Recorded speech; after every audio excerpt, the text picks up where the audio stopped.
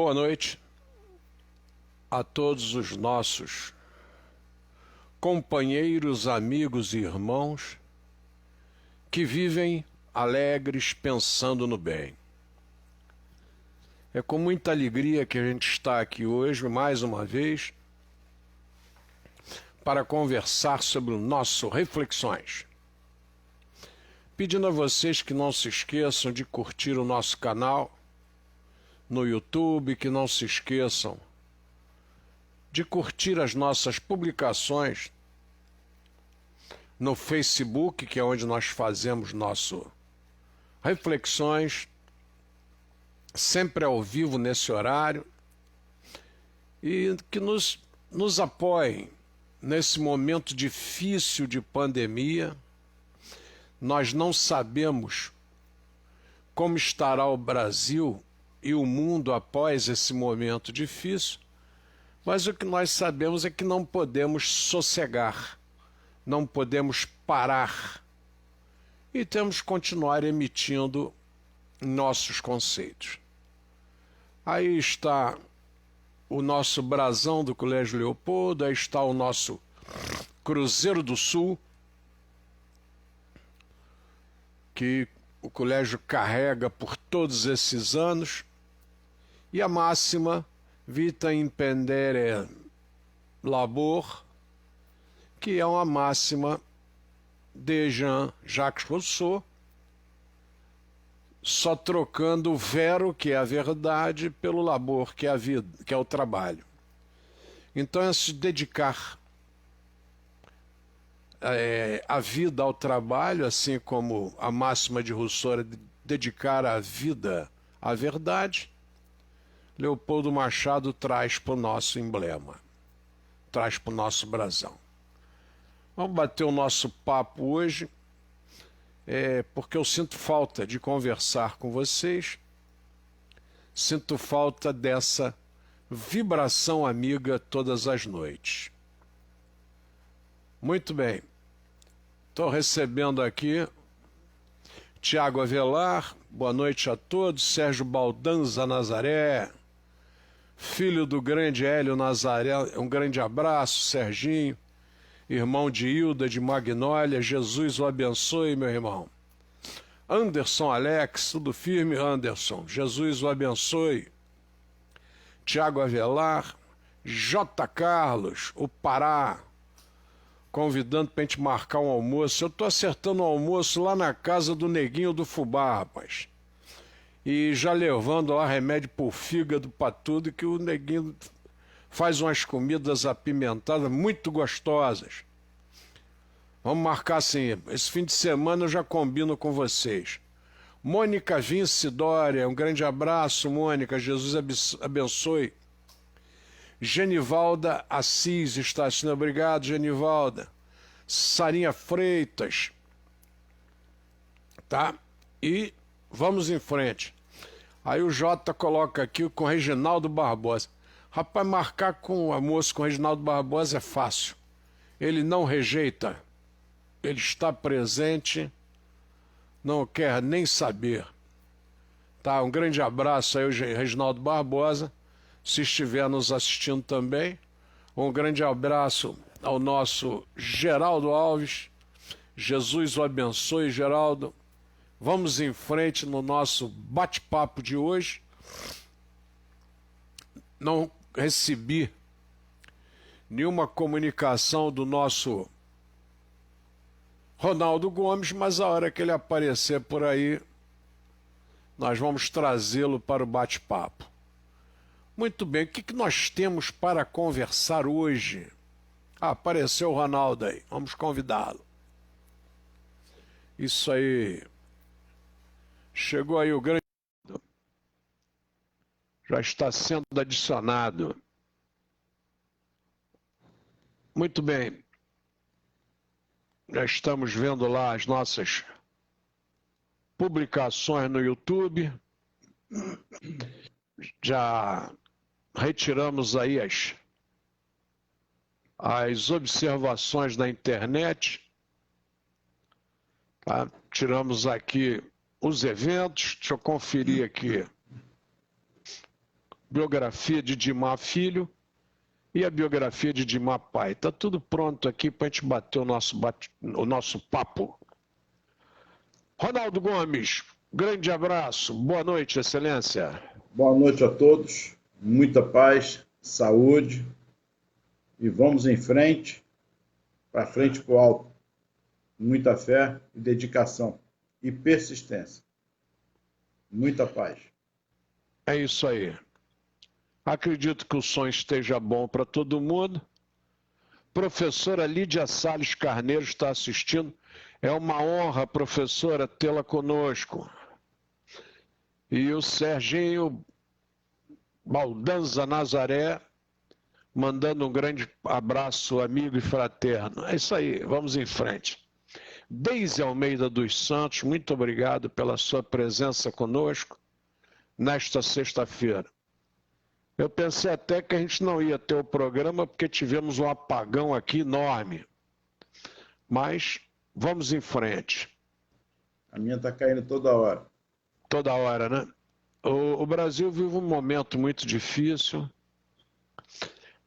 Eu dando aula outro dia, eu tentando explicar para os alunos que o Brasil não tem tido financiamentos. E o que o Brasil chama de financiamento no nosso mercado econômico, na realidade é uma venda caríssima de dinheiro, né? Eu tenho saudades do tempo em que você procurava um banco e possuía um projeto e sentava e conversava com o gerente. Professora Nadir Xavier, quanta honra!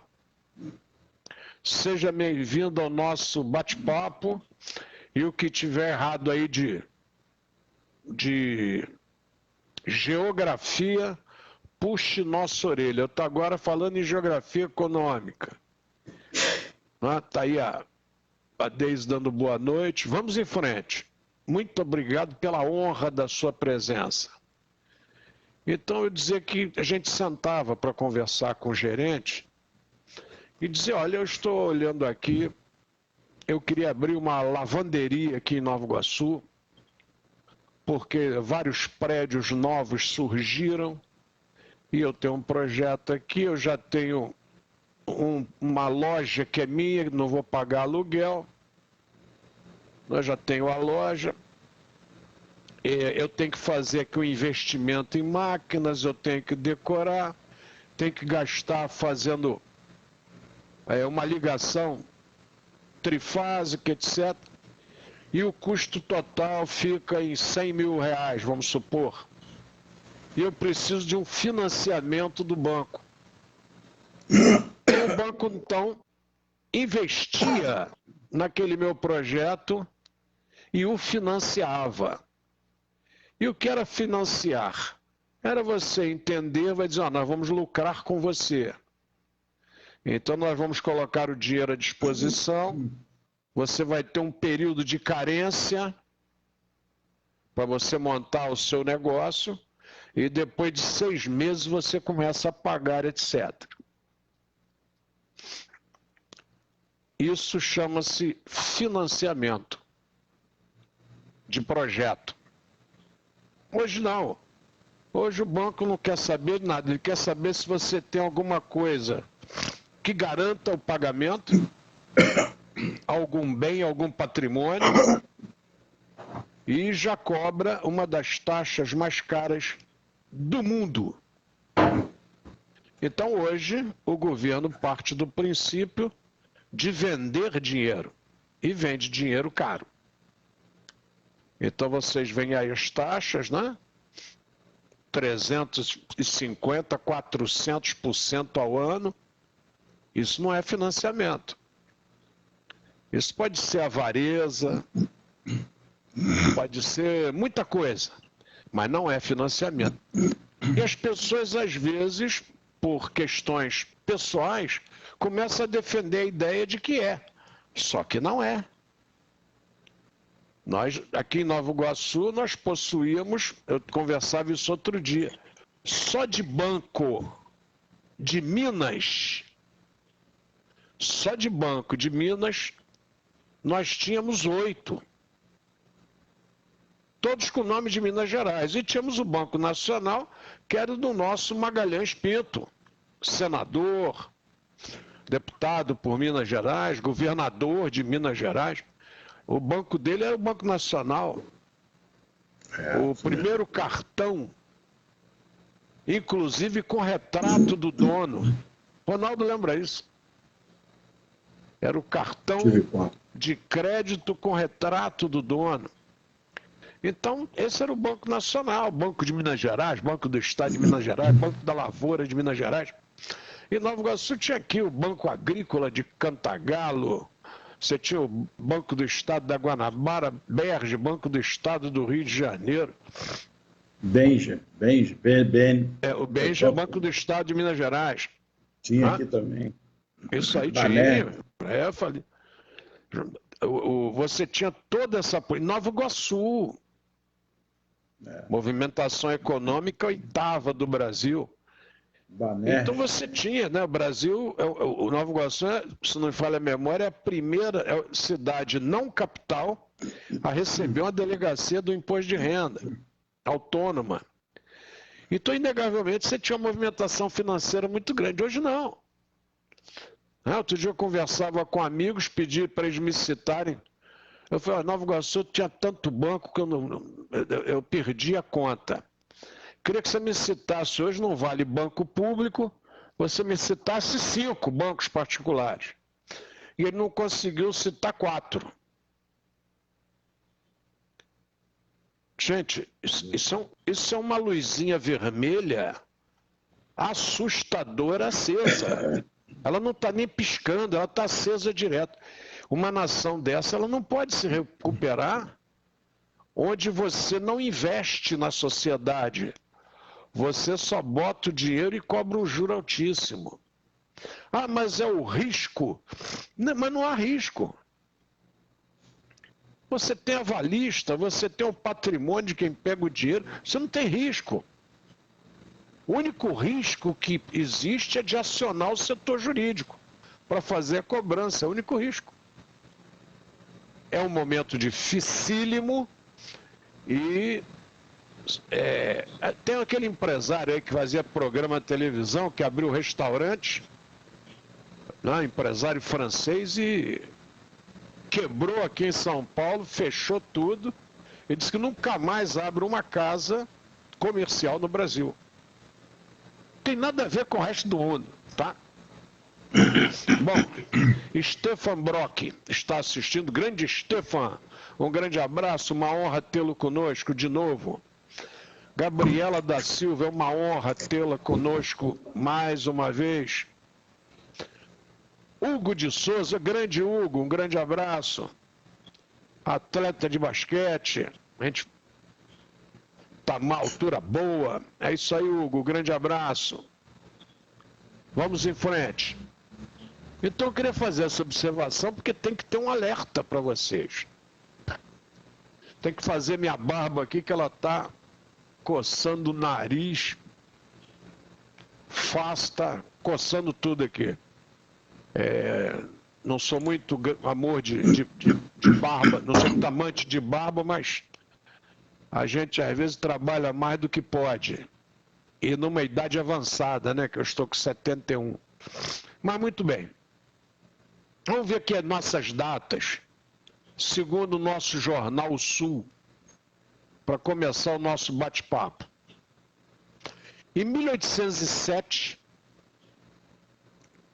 a família real portuguesa foge para o Brasil, na sequência da invasão de Portugal pelas tropas napoleônicas. Perfeito. Aí o indivíduo diz, mas não foi em 1808? Não, 1808 é quando eles chegaram. Eles saem de lá em 1807. Não é?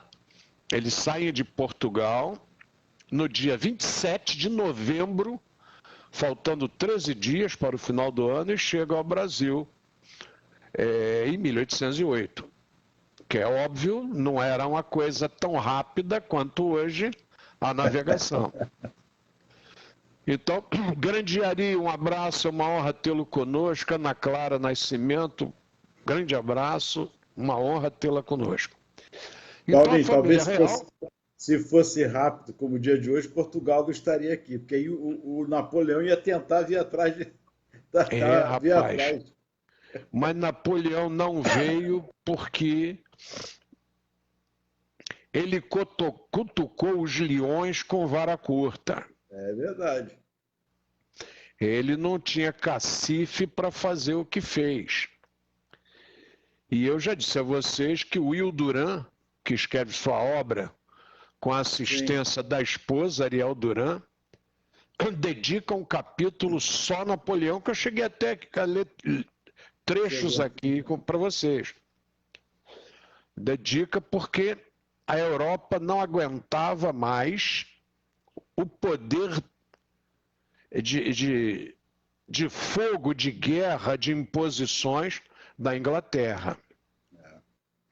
E Portugal foge para cá com Napoleão, com raiva de Portugal, exatamente por causa de uma sanção francesa contra a Inglaterra, que é o bloqueio continental. Napoleão proíbe que qualquer nação negocie com a Inglaterra. Portugal a vida toda serviu à Inglaterra. Perfeito. Navegou, todo o lucro que Portugal tinha com as suas mercadorias entregava à Inglaterra. Portugal lucrava com as viagens, lucrou com algumas possessões na África, mas a Inglaterra, ao vender as chamadas especiarias das Índias, que eram trazidas a preço até de vida de muitos navegantes, a Inglaterra lucrava 7, 8 mil% em cima daquelas mercadorias. Então, realmente, era um trabalho desigual em cima de Portugal. Por favor, tá, gente? Eu não tenho nada contra a Inglaterra, nada contra Portugal, eu estou simplesmente narrando um fato histórico. Não estou nem emitindo opinião. Quando eu emitir opinião, vai ficar bem claro que é uma opinião emitida por mim. Catarina Verônica está nos assistindo. Obrigado, Catarina, é uma honra. Murilo Guerra. Guerra é guerra, Murilo. O Murilo só foi um braço aqui em Nova Iguaçu. Fortíssimo, Ronaldo. Do PDT. Murilo caminhou aqui junto com o Brizola o tempo todo em nossa região. Tá, um grande abraço, Murilo. É uma honra tê-lo conosco nessa eleição. Ele caminhou como candidato a vereador. Sem sombra de dúvida, o Murilo tem uma história na política iguaçuana. Um grande abraço, Murilo. Jesus o abençoe. Professor Antônio Conforte também está assistindo, casado com a professora Mônica. Ambos deram a honra de serem ex-alunos do Colégio Leopoldo e hoje possuem o Colégio Santa Mônica, o Educandário Santa Mônica, lá na Posse, em Nova Iguaçu. Uma escola conceituada, dirigido hoje pelas filhas. Que Jesus o abençoe, Antônio. Tivemos o privilégio de estar lá na missa em Copacabana dos seus 50 anos de casado. Negócio raro, hein? Isso aí, qualquer dia, a pessoa vai entrar para o Guinness Book quando completar 25. Quanto mais 50 de casado. É verdade. Vai ter que fazer um Guinness Book pequenininho, fininho, né? As pessoas que atingem 50 anos casados com a mesma esposa e ela com o mesmo marido, né? Porque 50 anos de casado pode ser de casado com... Divorciou, casou de novo, aí soma tudo, consegue 50 anos. Não, casado com a mesma esposa. Grande abraço, Antônio, grande amigo. Murilo Guerra está agradecendo aqui os cumprimentos. Não há nenhum motivo do agradecimento, é fato. Não fosse, eu não comentaria. O Murilo apoiou nessas eleições o Luiz Novaes. Luiz Novaes é um empresário, continua morando em Nova Iguaçu, no quilômetro 32. No dia da eleição, ele completou 82 anos de idade, como candidato a prefeito, lúcido. Conversamos sobre a história de Nova Iguaçu. Ele riu muito, tá? Ele riu muito com a conversa comigo, porque ele contava o fato, eu dizia quem era e tal, muito embora eu seja 12 anos mais novo, e ele ria muito desse bate-papo que a gente teve, porque realmente está difícil a gente conhecer pessoas que conhecem a nossa história, principalmente contemporânea. Muita gente, ela passa ao largo. E o Luiz Novaes pertence à nossa história. Só para que vocês saibam, ele era dono da Lubene. Eu não sei se vocês conhecem a Lubene.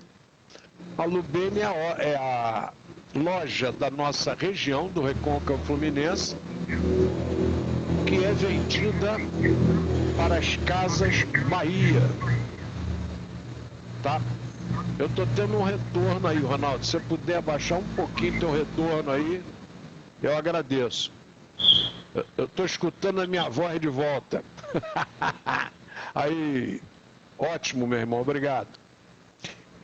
Então, o Luiz Novaes vende todas as suas lojas para a rede das Casas Bahia. Então a Bahia tem essa ampliação muito grande, graças ao Luiz Novaes, que sai do ramo e vende suas lojas. Tá? A Lubene dominava essa questão de eletrodomésticos na nossa região. Um grande abraço ao Luiz Novaes. Um dia ele conversando sobre Paracambi e falando sobre a fábrica de fogos Adrianino. Nós, na nossa época de infância, a gente conhecia muito os fogos Adrianino, os fogos Caramuru. Podíamos confiar, eram fogos de qualidade, principalmente Adrianino. A fábrica era aqui em Paracambi. E ele trabalhou, o pai dele começa trabalhando lá. Eu disse, depois eu conheci muito o Arthur Maurício de Lemos. Aí ele riu muito de eu lembrar até o nome de um dos donos do Fogos Adrianino. Mas a vida é essa, né? Você tem que guardar aqueles que fazem a história da região. Hoje completamente esquecidos. O Luiz Novaes não tem nenhuma homenagem de peso na região como empresário bem-sucedido. E tampouco desconheço se o Arthur Maurício de Lemos tem alguma homenagem na região por causa dos fogos Adrianino. Acredito que em Paracambi tenha. Mas eu vou conversar lá com o nosso amigo Délio Leal, né, delegado de polícia, político, deputado, secretário, inúmeras vezes. O Délio Leal é um amigão e a gente vai entrar em contato para levantar isso aí. Edmilson Alves Gonçalves está assistindo. O Edmilson, o pessoal chamava o Edmilson de gordinho e tal, brincava muito. Mas ele agora está imitando o Frank Sinatra. O Frank Sinatra dizia que ele já havia tido muitos apelidos na vida. Bocão, né? Bela Voz, olhos azuis, grandes olhos azuis, mas que ultimamente ele estava recebendo o apelido que ele amava, que é o apelido de vovô. E o Edmilson agora está adorando esse apelido, rapaz. Edmilson agora é um vovô recente e está vibrando lá com a netinha que chegou. Grande abraço, Edmilson. Jesus o abençoe. É uma honra conversar com você. Passou aí o nosso Pará, o J. Carlos, passou aí também. Está entre as curtidas e os comentários. Muito bem. O Geraldo nos diz que esta fábrica, acredito que está em Engenheiro Paulo de Fronteira. Não existia uma parte dela em Paracambi, com certeza. Tá, Geraldo? A fábrica era enorme. Então, acredito que por causa dos motivos dos proprietários, você também tivesse alguma coisa em Paulo de Fronteira. Mas, com certeza, a fábrica de fogos Adrianino andou por Paracambi. Eu cheguei até a visitar o antigo prédio. Grande abraço, Geraldo. Obrigado sempre por suas observações. Mas voltemos aqui. A família real portuguesa fugia para o Brasil. Olha que loucura, a família passou o Natal de 1807, passou a virada do ano de 1807 para 1808 no Oceano Atlântico. E chegou ao Recôncavo Baiano, a cidade de Salvador, em 1808. 30 mil pessoas. Olha a estratégia, olha o quanto essa turma de portugueses manjava é até um termo antigo, mas entendia de logística. Você colocar 30 mil pessoas em navios, mas não é colocar só as pessoas, não é colocar com tudo. Não é? Você coloca tudo. Dom João trouxe até a biblioteca. Trouxe tudo que podia para o Rio de Janeiro. Então é sensacional essa logística de Dom João. Meus respeitos. A mãe imperatriz era chamada de Dona Maria a Louca. Quer dizer, quem governava era ele como príncipe regente. Diz que a mãe aos berros chamava todos de covardes, enquanto era levada praticamente à força para o navio, que ela não queria sair de Portugal. Tinha horror das terras brasileiras, Dona Maria I, e vem para cá, fugidos de Napoleão Bonaparte, que declara guerra à Inglaterra. E decreta o bloqueio continental, e Dom João, numa estratégia própria, o príncipe regente Dom João, vem para o Brasil e aqui ainda em Portugal, ele abre os portos brasileiros às nações amigas e decreta guerra à França. Ele faz isso no Brasil, assistido pelo Visconde de Cairu. E de imediato decreta a ocupação da Guiana Francesa. Existem discussões, há um grupo que diz que essas palmeiras reais ou palmeiras imperiais que vieram para o Jardim Botânico são oriundas da América Central, em especial da Guiana Francesa, e outros alegam que as palmeiras imperiais não são da Guiana, mas que são da América Central. Tá? Então fica para os amigos aí a discussão. Guiana Francesa está na América do Sul. Outros alegam que elas vieram da América Central. Mas fica aí a discussão histórica para quem gosta de pesquisar. Muito bem. O Murilo Guerra diz que apoiou, por ser morador de nossa cidade e residente na periferia, porque a maioria dos políticos não querem residir em nossa cidade, mas querem governar. Então, o Distrito de Nova Iguaçu serve para residir, mas não serve para governar. E aí vem outra discussão, né, Murilo? E os prefeitos de outros municípios também residem por aqui. É interessante essa troca que Nova Iguaçu faz.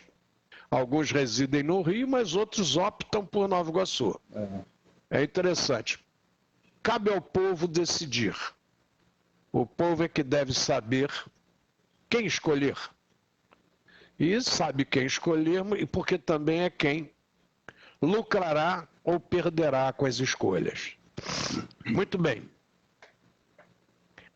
1807, a família real chega a esse conflito entre França e Inglaterra. É óbvio que o poder da Inglaterra é muito superior ao poder da França. Muito embora Napoleão tenha dado um trabalho monstruoso à Inglaterra, Napoleão não aguenta invadir várias nações, ocupar um território muito maior que a França. E o pior, gente, não é ocupar o território. O pior é manter a ocupação. Porque você ocupa, você é um estrangeiro, e mantendo uma ocupação numa terra onde você fala um idioma, o indivíduo da terra fala outro. A Itália está lá, paga o preço até hoje das invasões de Roma pelo mundo. A Rússia paga um preço caro até hoje por anexar à força várias nações à União das Repúblicas Socialistas Soviéticas. Então, Ronaldo, é um preço caro a ser pago, não é uma brincadeira. E a turma deve se ligar nesses problemas. Tá? Isso aqui é um papo muito bom. A gente ficaria várias conversas falando sobre esse período, porque graças a Napoleão, o Rio de Janeiro cresce. Boa noite, Sebastião Wagner Berriel, uma honra tê-lo conosco. O café hoje foi feito especial e achei até que Vossa Excelência compareceria, mas não compareceu. O cafezinho está aqui à disposição quando desejar. Então vejam só, o Rio de Janeiro, ele lucra muito com a vida da família real. Salvador também lucra. Quer dizer, nós ficávamos aqui dependendo de tudo de Portugal. Se você queria comprar qualquer coisa da Argentina, não podia, você tinha que comprar de Portugal. É um negócio complicado. É claro que contrabando já existia e você não respeitava, comprava no peito, mas volta e meia você possuía consequências, você tinha consequências. E para o Rio de Janeiro é um sucesso. O Rio de Janeiro consegue ter uma faculdade de botica, que era a faculdade de medicina, não é? O Rio de Janeiro consegue ter a Academia Real de Marinha. O Rio de Janeiro começa a se entender como cidade grande, tem um banco próprio, chega para cá o Banco do Brasil, um serviço de correios e telégrafos que remonta a Dom João também. Vocês, quando caminham ali no centro do Rio de Janeiro, do cais, ali atrás do cais não, do Museu da Manhã em direção à Praça 15, quer dizer, praticamente da Praça Mauá à Praça 15, aquilo é um corredor histórico do Rio de Janeiro. E intimamente ligado a Dom João e a Dom Pedro II. Naquele corredor acontece toda a nossa história de império. Começa sólida com a chegada de Dom João, depois com a abdicação de Dom João, nomeando Dom Pedro como regente, voltando a Portugal no movimento da restauração. Ali Dom Pedro, pela primeira vez, desobedece às cortes portuguesas. É o Manifesto do Fico, que é uma pintura maravilhosa, onde você vê o povo na praça com Dom Pedro. Você não vê militares. Na pintura você só vê povo. Você vê autoridades fardadas, mas a presença do povo é maciça. Tanto que o Paço Imperial até hoje mantém lá a janela de onde Dom Pedro declarou que ficava, que desobedecia às ordens das cortes portuguesas, da corte portuguesa. Se é para o bem de todos e felicidade. E aí é o maior cacófaton que nós temos na língua portuguesa, mas é um cacófaton que não tem substituto. Cacofaton, né? É um caco, é uma coisa quebrada que tem um som ruim. Quer dizer, você junta e forma uma terceira palavra. Então ele diz, como é para a felicidade do povo, como é para o bem do povo e felicidade geral da nação, né? Da nação, formou da nação, de danar, de dano, e é um cacófato que não tem jeito. Porque por mais que alguns políticos desejem, por mais que alguns escritores achem que está correto, país é país, união é união e nação é nação. A maioria das pessoas usa país como sinônimo de nação, e não é. Não se esqueçam que o Brasil tem uma nomenclatura oficial. Tem a nomenclatura gramatical brasileira, não se esqueçam. E ela é que norteia os vocábulos existentes. Ah, mas tem até aquela brincadeira lá do professor Raimundo. Ah, eu achei no Aurélio, né? O Aurélio, com todo respeito, ele colocou todas as palavras da língua portuguesa que eram usadas. Mas não quer dizer que essas palavras tenham aceitação da nomenclatura gramatical portuguesa. Não é? Até hoje a gente brinca muito. Até hoje o advogado ele tem que usar necrópsia. O laudo pericial tem que falar em necrópsia. O legista não vai ficar falando em autópsia. É uma falha técnica. Tá? Então, realmente é preciso. Ah, mas fulano aceita. Bom, se aceita, é porque não é o correto. Você releva, você aceita, mas não é o correto. Paulinho, É um jeitinho. Sim, excelência. fazer uma pergunta. Uma pergunta sobre história mesmo, mas dentro desse assunto.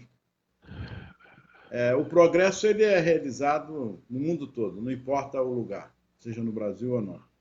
Mas esses avanços do progresso, criando a margem, jogando para a parte da periferia, certa parte da nação, o separativismo já não começa também aí. Eu estou falando isso, você está falando dos avanços que vem com o Dom Pedro e tudo isso, e não estou culpando aqui Dom Pedro, estou falando do progresso em si, em que você vai jogando a margem da sociedade para a periferia, essa fatia do povo, onde as elites de qualquer época, isso não pertence ao Brasil, estou deixando claro. Mas a minha pergunta aí, já não seria aí deixar a margem da sociedade? Vamos lá e você acaba... É como uma mata virgem que você avança e os bichinhos começam a correr para outras áreas. Não tem para onde correr. É uma pergunta, não é uma afirmação. Não. Como pergunta, como afirmação, como for, existe um sentido lógico na assertiva. Mas o que acontece? Quando você olha a história, eu não estou aqui defendendo nem acusando ninguém também, estou só observando historicamente. Os grandes mestres da produção, do princípio da Idade Moderna, e ali cresce na Idade Contemporânea, no início da Idade Contemporânea, os grandes artífices dos armamentos, como os grandes artífices da música, dos violinos, dos pianos, aquilo era manufaturado. Tinha que ser feito por fulano. Não, nós vamos fazer aqui em Minas Aqui o Feliciano Mendes, ele quer fazer aqui uma igreja em Congonhas. Eu falei tanto tempo em Congonhas, agora que Congonhas descobriu o Feliciano Mendes, e agora que fez o museu lá de Feliciano Mendes, parabéns. Demorou, mas chegou. Palmas para eles. Aí o Feliciano Mendes, não, eu quero fazer uma devoção a Bom Jesus de Matosinhos. E eu quero uma igreja linda. Eu vou contratar Aleijadinho. Olha como é que o negócio era pessoal. Ah, eu quero alguém que faça umas imagens. Não, o negócio era pessoal. Né? O violino, quem tinha que fazer o violino, vale uma fortuna até hoje, os violinos específicos. Você pega o Pleyel, que era alemão, que depois começa a fazer pianos também na França. Então, os artífices vendiam caro as suas obras. Vocês vejam lá a Igreja Católica para conseguir a decoração da Capela Sistina. A briga lá com o Michelangelo, porque lidar com o artista, Ronaldo, é um negócio complicado. O artista acha que você tem que entendê-lo. Esse negócio de falar para o artista de relação contratual, de valor, esse negócio para o artista é muito complicado.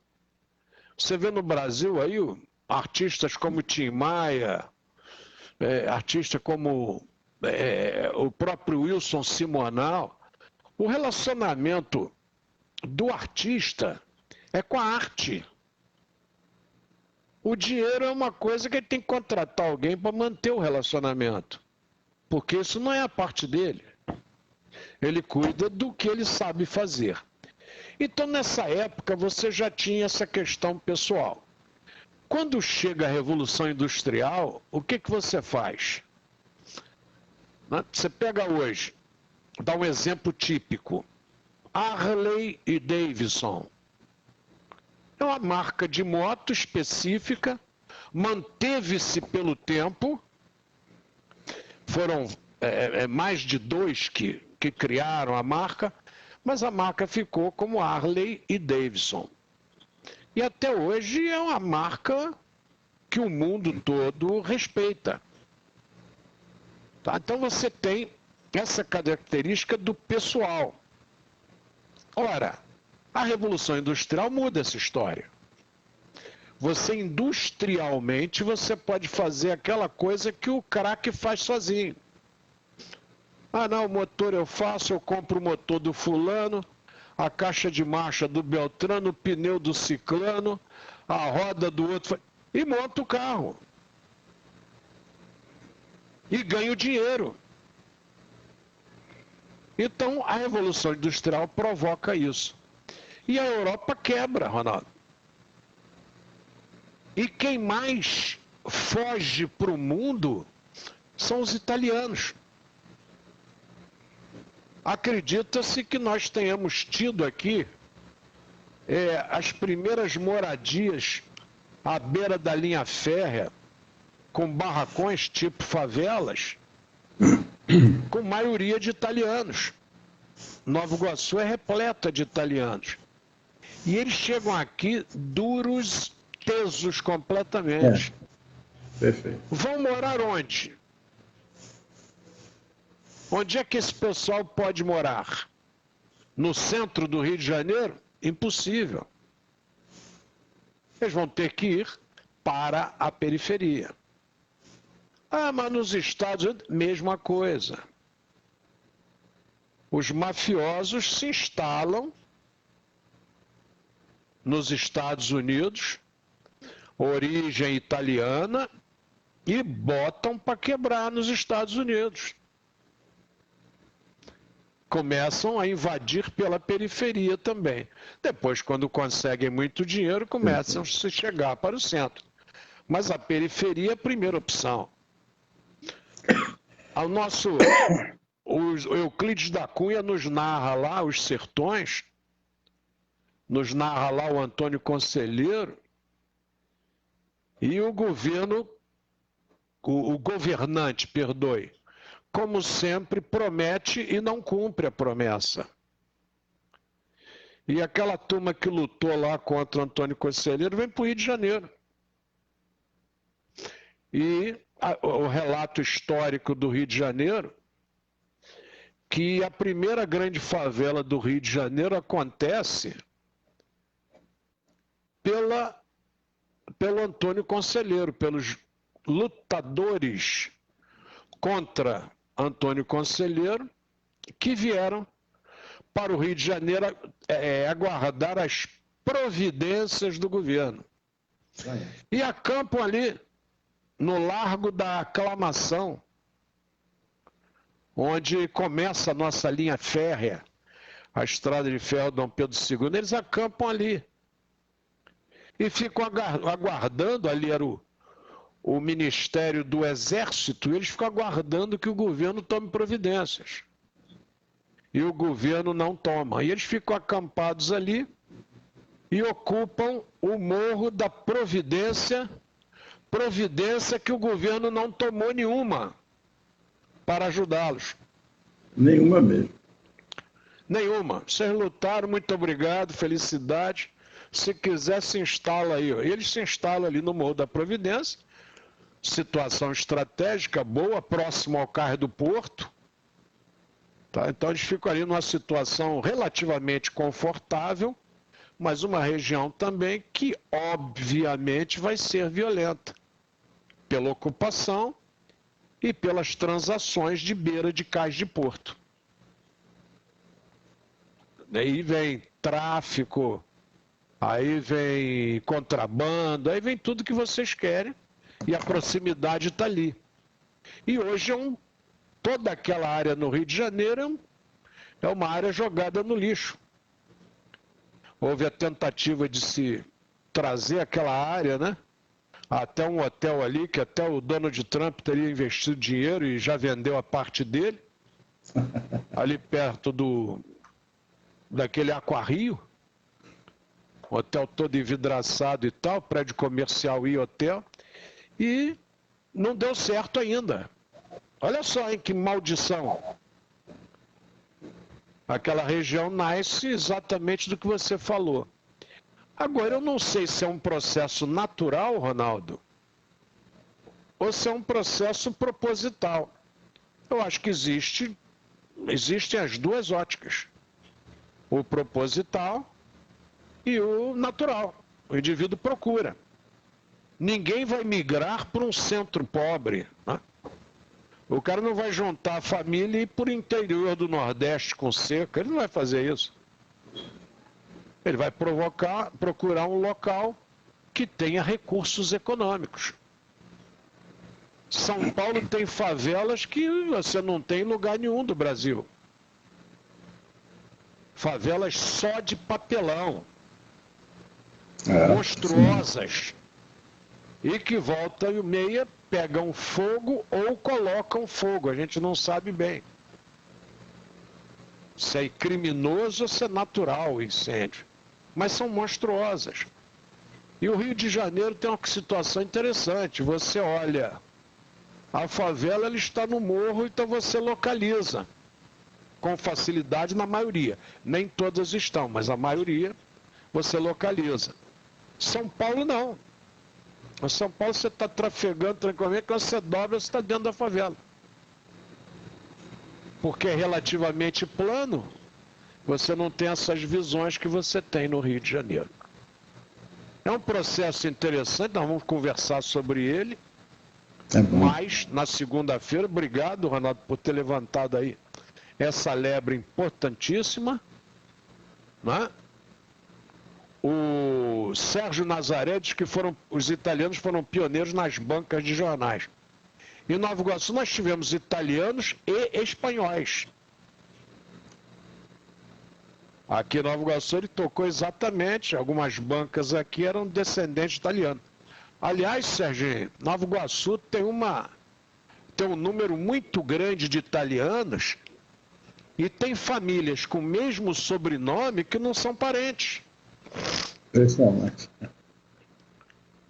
Baroni, por exemplo, que você conhece bem. Tem Baroni que não tem nada a ver. Não tem parentesco.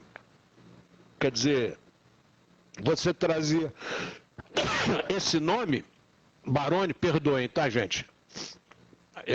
Você trazia esse Baroni para cá até para parecer ilustre, porque era um título nobiliárquico. E você chegava aqui no Rio de Janeiro sem documento nenhum.